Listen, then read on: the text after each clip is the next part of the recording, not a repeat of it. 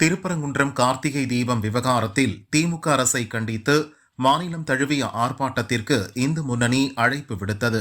புதுக்கோட்டை நகரிலும் இந்து முன்னணி அமைப்பினர் போராட்டம் நடத்தினர். அவர்களை போலீசார் கைது செய்து மண்டபத்தில் தங்க வைத்தனர்.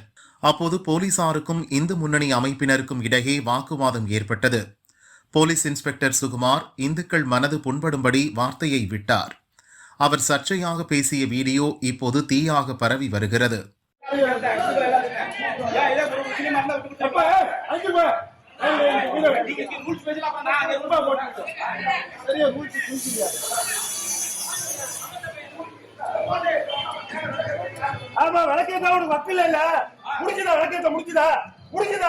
சார் அப்படிலாம் பேசாதீங்க சார் அப்படிலாம் பேசாதீங்க அப்படிலாம் பேசாதீங்க சார் எதுக்கு அப்படி பேசுறீங்க நீங்க முடிஞ்சதான்னு அப்படிலாம் பேசாதீங்க சார்